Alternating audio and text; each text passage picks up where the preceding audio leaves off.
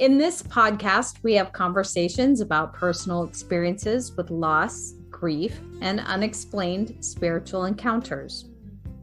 Whether it's a dream, a visit, a vision, or a newfound life after loss, we believe life and love never dies. This is Surviving Death and Dying With Trisha and Misty.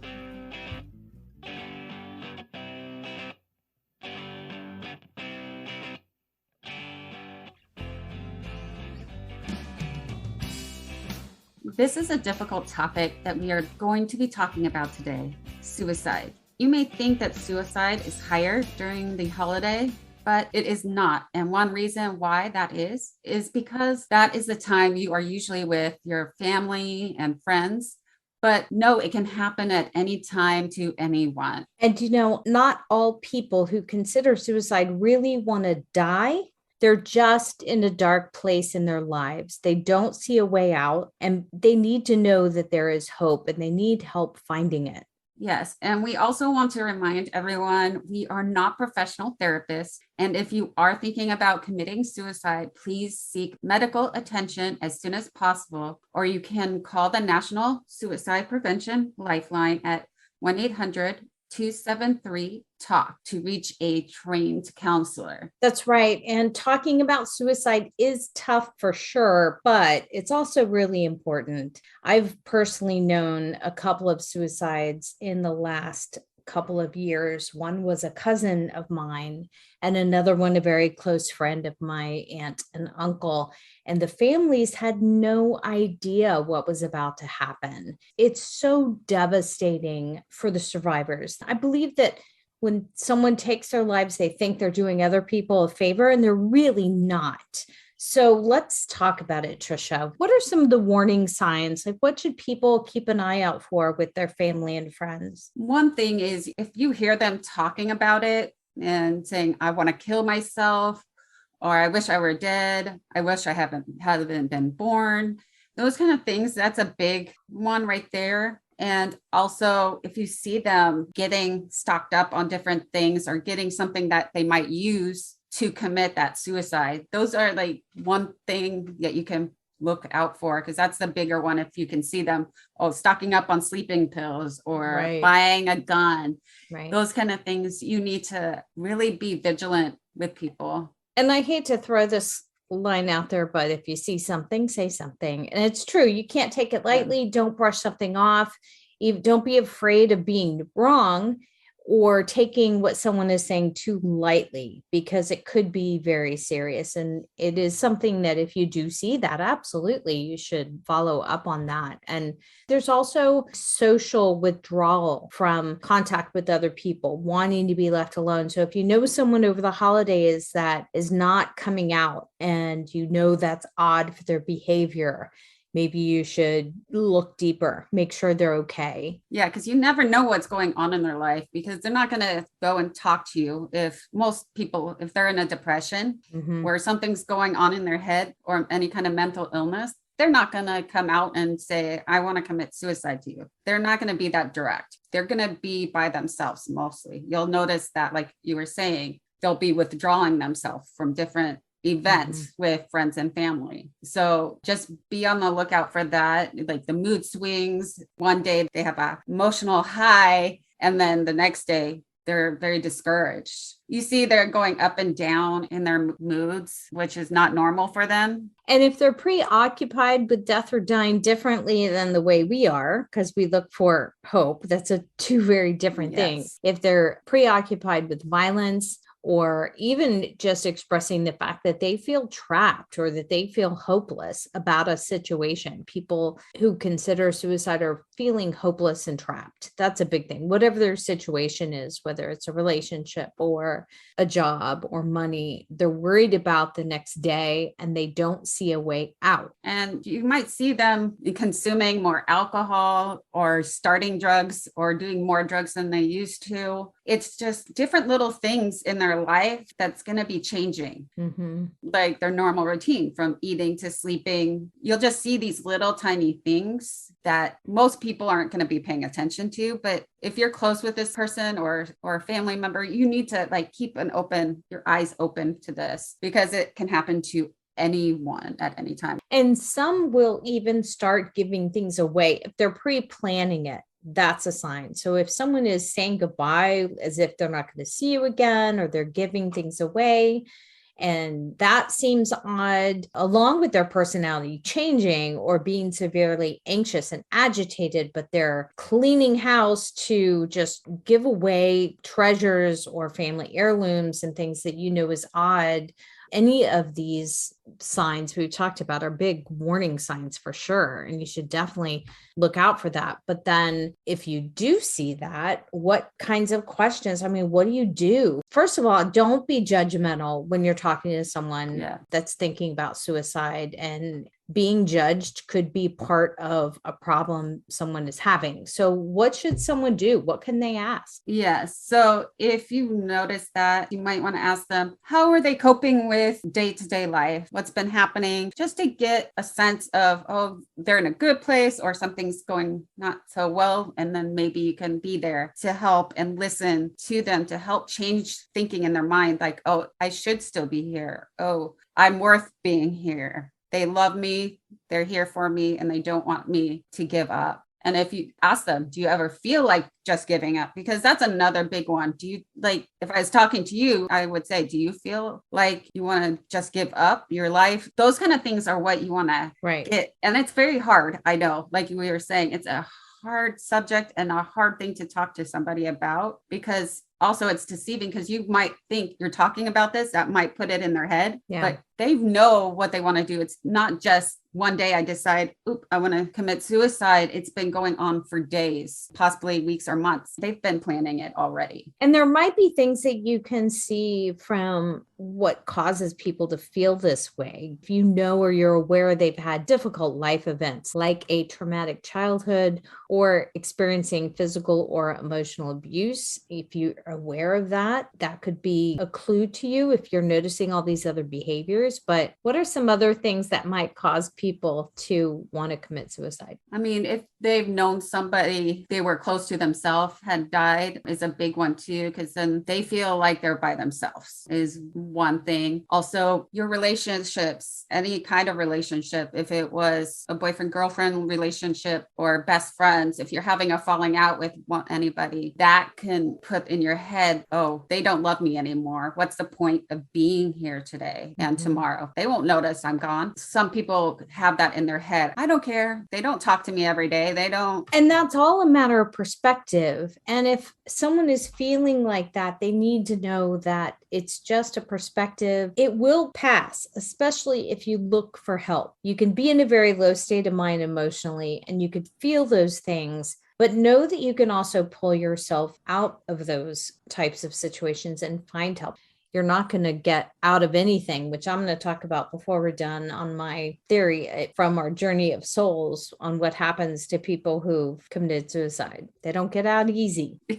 And some other things that they might want to commit suicide because of their health condition, or if they're in pain, like their body is in pain, or they're seriously disabled. Sometimes that triggers something in your head, like, I'm not feeling good. My body's not feeling good. So let me just end it so I'll be in no pain. I won't be in pain in heaven or where I'm going to. That's, I know, a big one too. So that's true. That's another reason why people might want to go. And I'm sure there are things that we shouldn't say, or things that we would do that would not help someone if they're thinking about suicide. What kinds of things should we be aware of that would not help someone? Yeah, you want to choose carefully your words that you tell them, or like, cheer up, pull yourself out of it. You got this, man. Man up. You know, just those little things that might annoy that person and want to do it even more. It sounds like it would belittle them.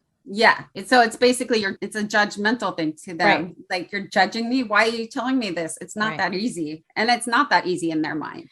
And then they feel like they're not being taken seriously. So I can see how these words would just either make it worse. Maybe they would shut down and not want to talk to you anymore because now you're not taking them seriously, or you don't believe what they're saying. Right. And they think maybe you don't care. You just want to, let's go on to a different subject. Let's go watch that movie or whatever. Yeah. You want to be careful on those wordings and say, let's try and find an easy solution. There is no easy solution to suicide at this point. You just don't want to even change the subject. You want to keep them talking about this so you can get everything out of them and see what's going on and maybe help them in some way to have them go to a professional therapist, or you want to help them, not have it go, okay, click, this is something that I'm going to do. Right. Yeah. Don't convince them. Yeah, that's the wrong thing to do for sure. And especially saying, you're being silly. I'm like, that one is like, yeah, no, that's a definite no. Yeah. No, you don't want to say that. Be grateful for having a good life. Well, they don't think they have a good life. Those words are going to mean nothing to them. Yeah. That's part of the problem, is they're not finding something to be grateful for. And that is hard to pull out of. That's a deep, deep emotional problem. It is very serious. It's true. And I do know some people who recently, not too long ago, committed suicide, and it is really tough to know what to do with their close family, the mom or the wife or the spouse. How do you even begin? Where do you start after they've lost someone from suicide? Yeah. And it doesn't just have to be a family member. Your friends are going to be in that same boat, because it's just going to be hard for everybody that knows that person. You just want to acknowledge that situation that's happened to you. Like I was saying, talk to somebody. If this has happened to you and say your best friend decided to commit suicide, you want to go and talk to somebody about that situation. So you're acknowledging it. You don't want to just put up that block wall and just hide behind there, and then you get in that depressed state. I think a lot of people are scared. It's very similar to when someone lost a child. No one knows what to say, so they don't say anything. And that hurts the person who's grieving, because their grief and their pain is not being acknowledged. It's being ignored. So it's a tough line. If you're not comfortable, you don't know what to say. But you definitely shouldn't ignore someone, and you definitely should share your own feelings about the loss and offer some kind of support. Be that listener. You don't have to talk to them even. You just let them talk to you. Be by their side. If they don't want to talk at this time, there might be that point in that grief period where you don't want to talk about it. But like you were saying, you don't want to leave those people alone either at this point when they're grieving somebody who committed suicide. So even if you're sitting on the couch with them watching a movie, they can turn to you and look at you and know that you're there for them at any time. They can call upon you and know that you have compassion for them and care about them. Right. In a lot of these books we've been reading, and with the different kinds of hypnotherapy, past life regression, between life regression, what's been interesting, and it has come up a lot, is that question about people who commit suicide and what happens to them. And I don't know if you had any particular stories that stuck out to you, but what stuck out to me and makes a difference is that it doesn't get you out of anything. If you don't like your current situation and that's why you're going to kill yourself, you're going to find that you still have issues that you have to resolve. And now you have just stepped out of our playing field of life, our stage that we referred to it last week, and you're going to have to go back, and you're still going to have to face these challenges and these issues, because these are things that your soul needs to grow. So it's not going to make it better. You're not going to get out of it. If that's what you're thinking, then think again. Because you're here to learn a lesson. And if you're the one that has lost somebody to a suicide, this might be a lesson of how to step up as being a good friend or a good family member. And if you don't step up, that's going to make it worse for somebody else at that point. And like you said, you knew people. I knew of one when I was a child. I really didn't know what to think at the time, because I was young when the person committed suicide that I knew. And I didn't understand. I didn't know what to ask my mom or dad at that time, or who should I talk to, kind of thing. Like I told in other podcasts, we were more closed. Like we didn't talk about things. Right. So for that to happen and not talk about it, I think made it worse. And then it comes up in your head yourself. So why did they commit suicide? it's going in a circle and your mind is getting overwhelmed with all these different questions. And that was a lot of what life was like a few decades ago. So it's not just your family, but that was just our culture to not talk so much. And I think these days there have been more conversations and opening up around these tougher subjects because we're now aware that talking about things and being aware is better. It's better for all of us. And there's more support groups, places you can call, and therapy isn't as, what, you're going to therapy? It's like, why aren't you going to therapy? Yeah. Like it doesn't, now it's like, it's a thing that everybody does, right? Especially in California. Well, yeah, but I was wondering if I think that because I'm in California, but yes, I think it has changed across the world. Yes, across the world, it's changed. People's perspective on therapy has changed. More people have opened up to it. And I'm even going to give a shout out to Oprah's Super Soul Sunday. I don't know if that's something you've ever listened to. I have. I've listened to some of her podcasts. Yes. And, she's helping open up and have these discussions that decades ago would have been a little taboo. And I really I heard something on one of her shows this year, actually, where she was interviewing an author and a spiritual teacher, Caroline Myss. She wrote a book that's called Intuition, Power, and Grace. And she had said something that actually made me think about this episode we were talking about, because she felt that if you have life, you have purpose. Her book was about finding your own power and your grace and being able to tap into your own intuition. But I think from what you're talking about with people who are thinking of suicide, this is something they're missing in their life. They don't feel like they have a purpose.